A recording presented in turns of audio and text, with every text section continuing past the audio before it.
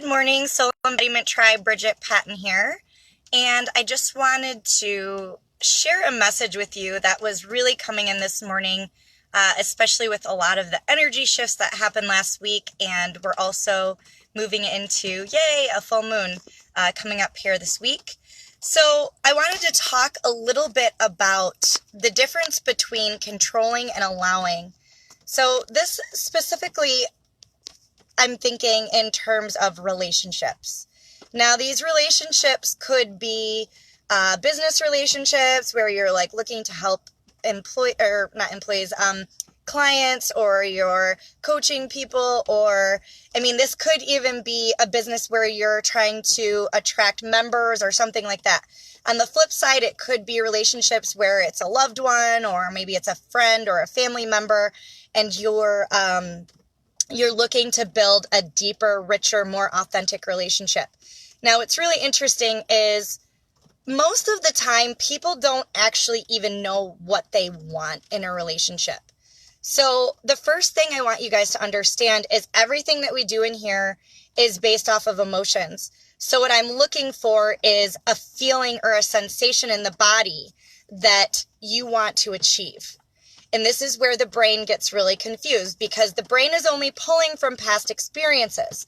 So in the mind, depending on how you've behaved or depending on how you've seen someone else behave, I see this with my children all the time, whatever the outcome was, the brain continues to respond in that same way until you shift it or change it. So if you're controlling a situation, it may look like this is like demanding, like this is the way it needs to look. So the difference between demanding and setting a boundary is you're not looking at it, this is the way it needs to look, this is the way I want to feel, and this is how I believe this is going to be achieved. This is a boundary I need to set. When you're saying this is how it needs to look, you're not allowing yourself to stay open for spirit to guide you into making those decisions to shift the outcome so it's something different. I heard somebody recently say that they wanted people to feel a little bit of fear in terms of respect for them.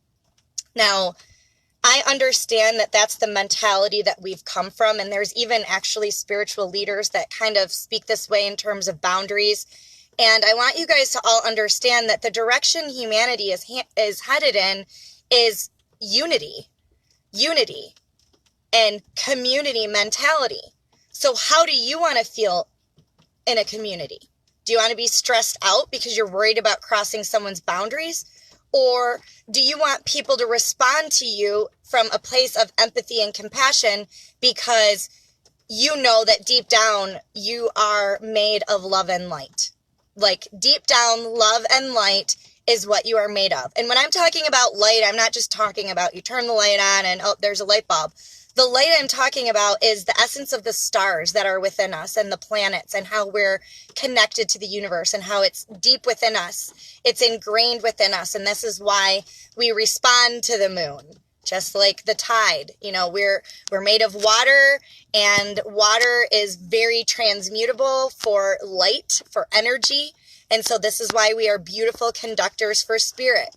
So now that I've gone down this rabbit trail, I want you guys to understand that what's going on inside of you is directly going to impact what's happening externally. And if you are feeling uncomfortable in a relationship, either we need to speak up and set a boundary, and we need to process it and digest it and not blame or project on anybody else, because we are creators of our reality.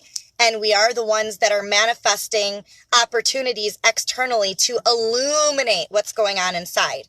And when we find out what it is that needs to be shifted as far as a belief system or a habit or something like that, then we choose differently. Now our brain gets reprogrammed, and now our brain can make a different decision in the future. But in our relationships, if we're behaving the same over and over and we're expecting to get different results, you're not going to allow for the evolution of relationships to occur in your reality. And that is what is happening. Relationships of the future are going to look different than the way that they're looking right now. I hear a lot of people saying they feel alone, that they can't be themselves out in the world, even though they are, very deeply ingrained in their awakening process. They are very aware and very evolved, and they still have it integrated into all of their areas of their life and their relationships because of fear. We're afraid of surrendering and allowing these relationships to ebb and flow in and out of whatever it is that we're doing, whether it's a love life or it's a career or it's clients. I don't care what it is. If you're looking at it like you need to do something in order to make this person stay in this relationship, then you're fighting for something that is not resonating at your frequency. And I'm not saying it doesn't get challenging when you're in relationships, even if you're in a relationship that really is serving you. It gets uncomfortable. Sometimes it feels downright painful as you're moving through old programming and triggers and pain and wounds. Even if you're with somebody that is absolutely amazing, I'm very blessed to have a husband that can support me and himself and vice versa through these portals that we're going through. And I'm going to be getting into portals and gates a lot more later in some of the videos. So I want you guys to understand that when each person is showing up, then yes, the outcome is magical. But if one of the people isn't showing up, you guys have to be okay with allowing those relationships to fall away. Because what happens is it doesn't mean it's forever. It doesn't mean this relationship is never going to evolve into something more.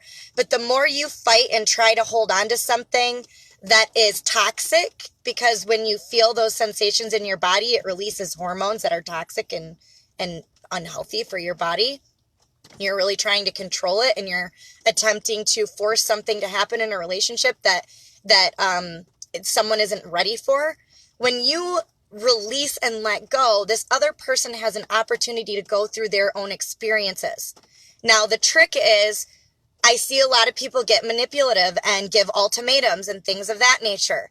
This is not how humanity will be behaving in the future. And these are the things that we're really going to be talking about in here, because I want this community to be a place where all of you guys are really building those relationships in a deep way. If you want to go deeper into this, you guys know you can reach out. I've opened up Soul Embodied Community, where we are actually diving in and getting into your specific design. What did you come here to do?